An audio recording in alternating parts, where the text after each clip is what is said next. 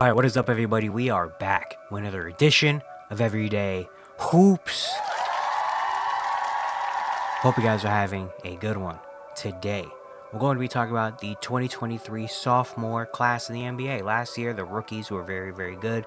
This year, we still have some sophomores that are playing very, very good.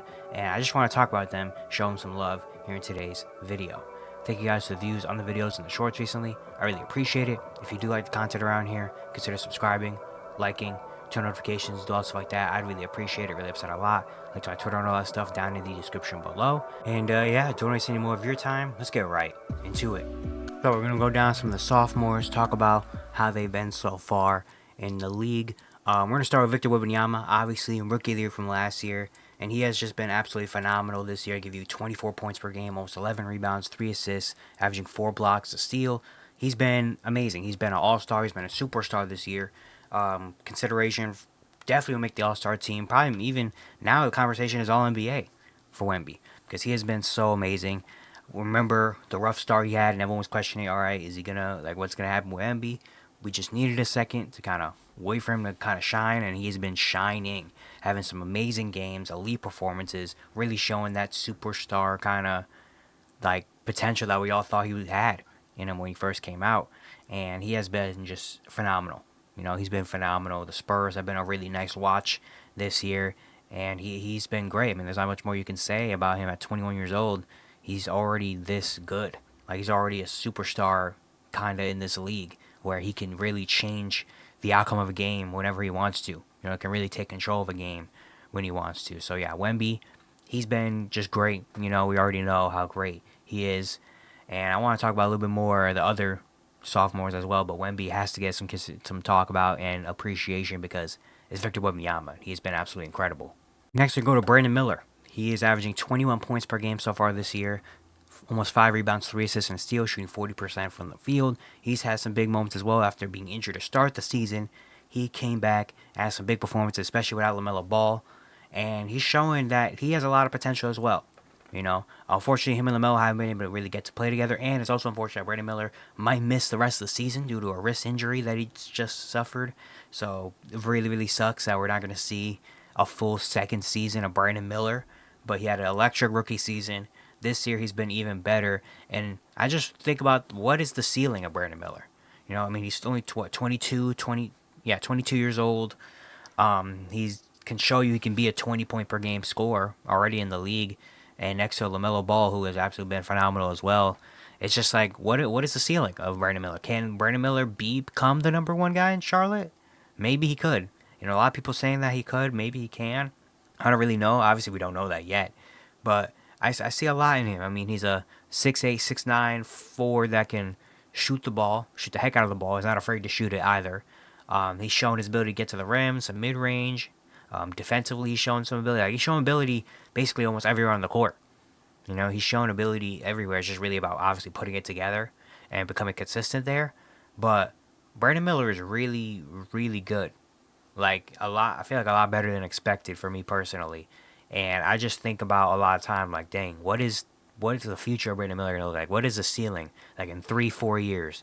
Or like a Brandon Miller, how good is he gonna be? Is he gonna be an all-star level player? Like, how good is he gonna be? And obviously, he has so much more room and ceiling to grow. And I just hope that Charlotte develops him right and he brings something back to Charlotte. Man, I really do hope because he's really good. You can definitely tell, watch him on the court. He's a gem. He's a great player. Unfortunately, he's gonna miss potentially the rest of the season with the injury. But yeah, we'll see. We'll see what happens. More sophomores I want to talk about. Amen Thompson is the next one I want to talk about. He has been phenomenal as well.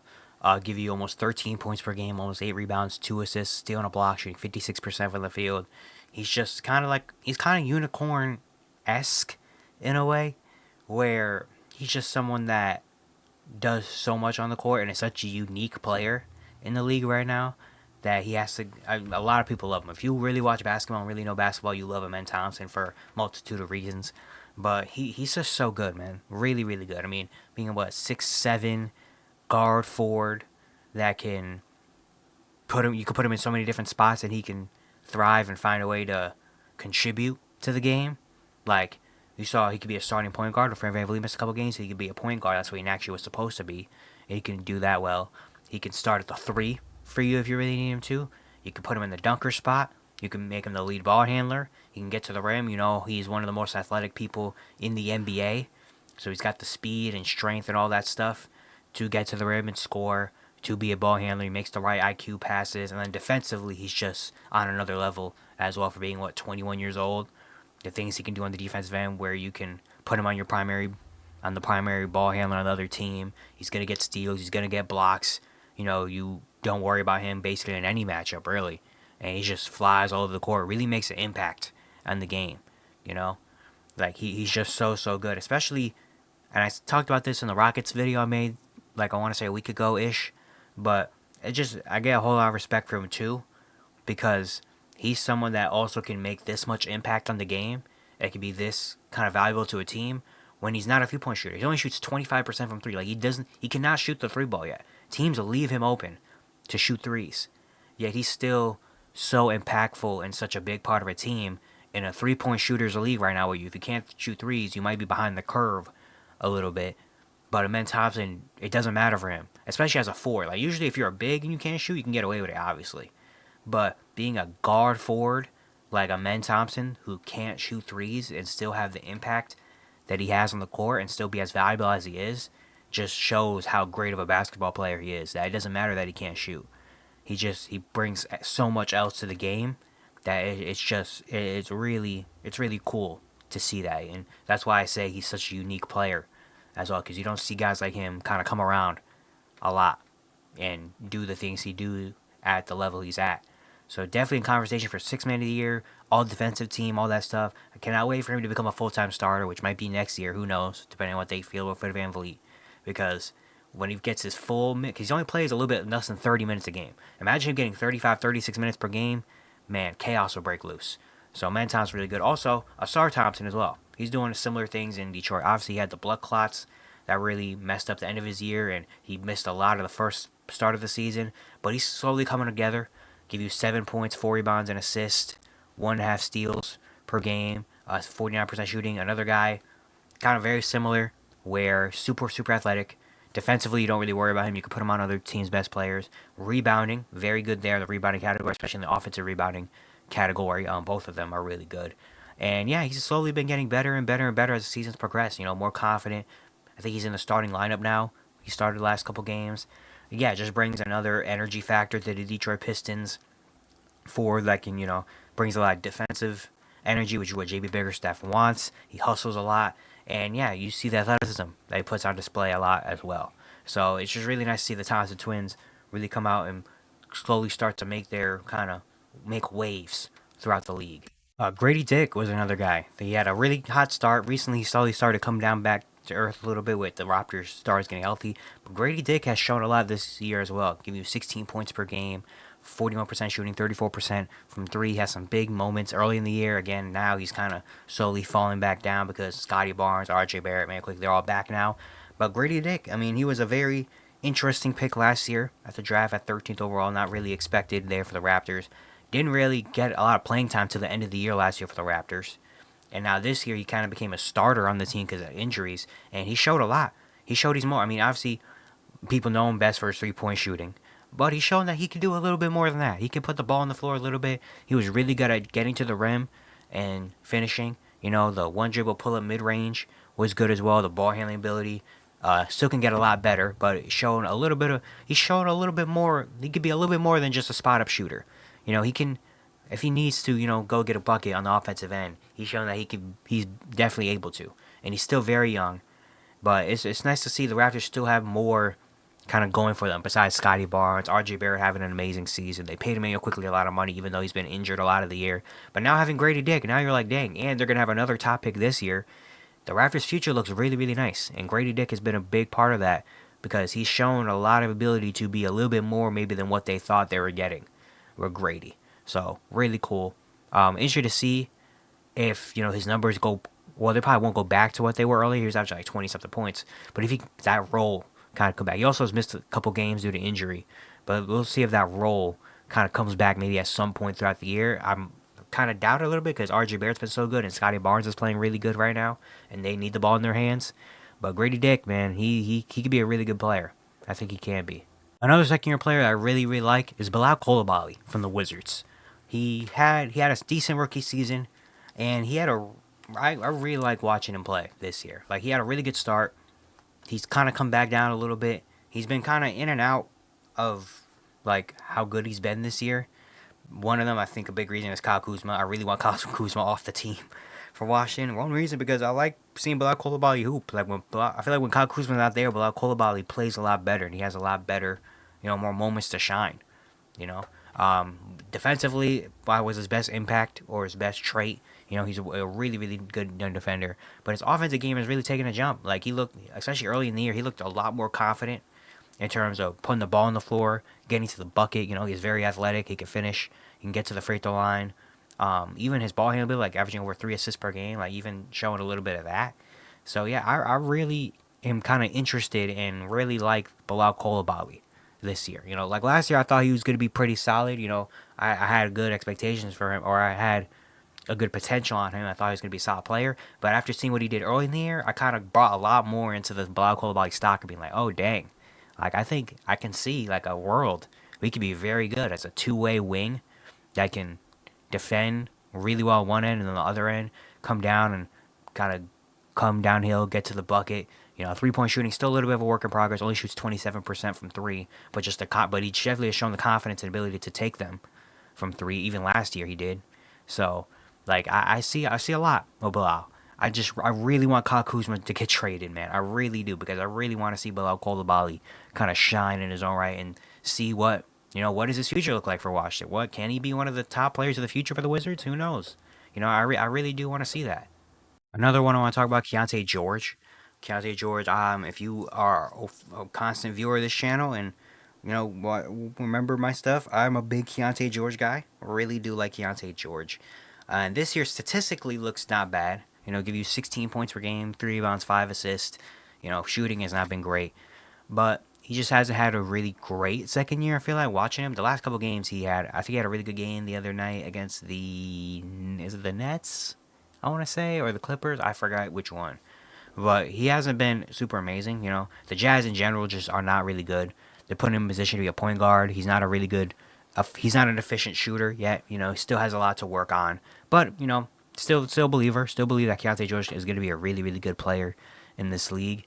But he just hasn't really had I think, the best impact in terms of second year players. Even though statistically, he's top 5 and saw on all sophomores in scoring, or top 4 even actually, in scoring and all that stuff. And I think he actually leads the class in assists as well.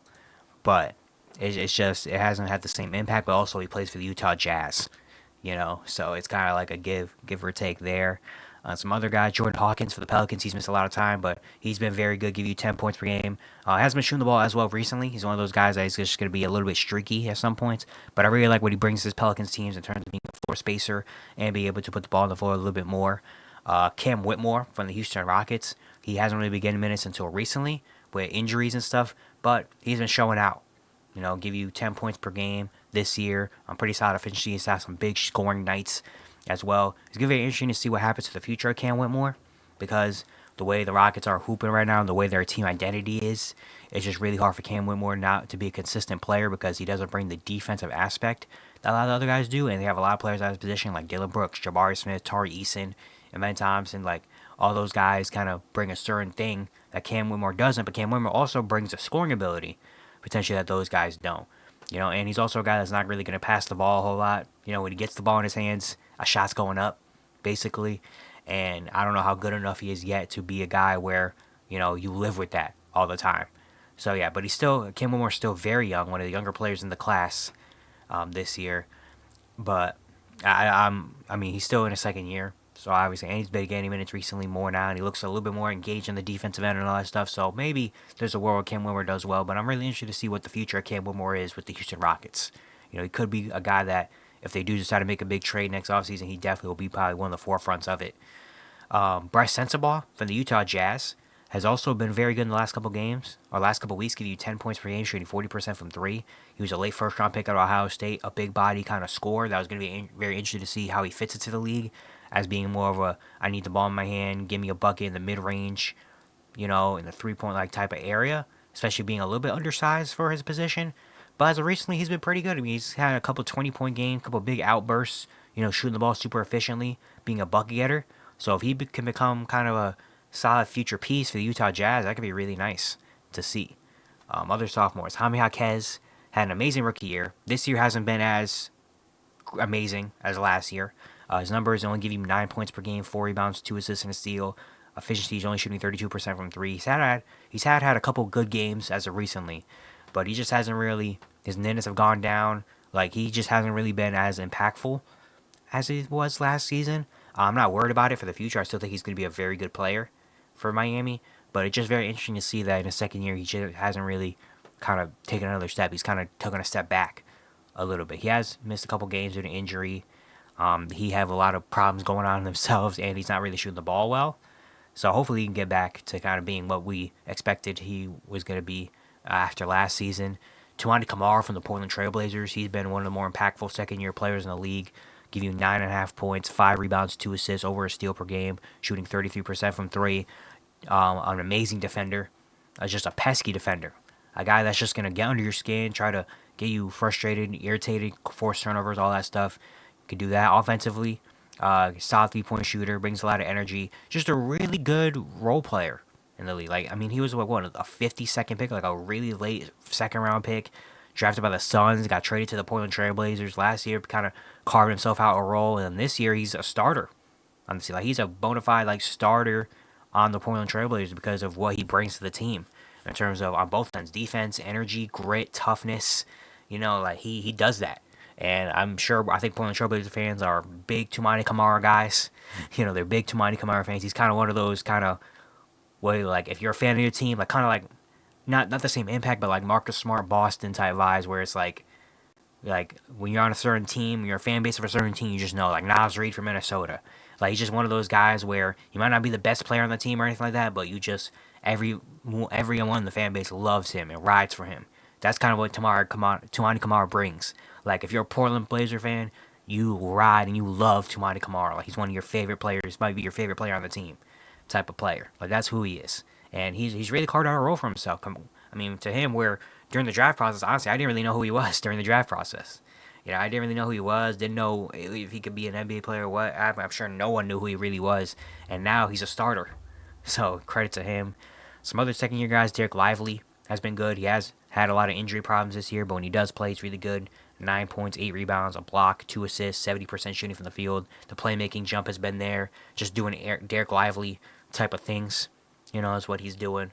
Anthony Black from the Orlando Magic has been pretty solid this year. The Magic have been sent to hell with all these injuries, man. But Anthony Black has really shown, and it's really he kind of took Cole Anthony's spot early in the year as being like the backup point guard, because he just fits this team culture in terms of defensively. He's a good ball handler, confident player. Like, he does all that stuff, and I really am a fan of him, with this team, and really hope if he could become a decent 3-point shooter, that would be really nice.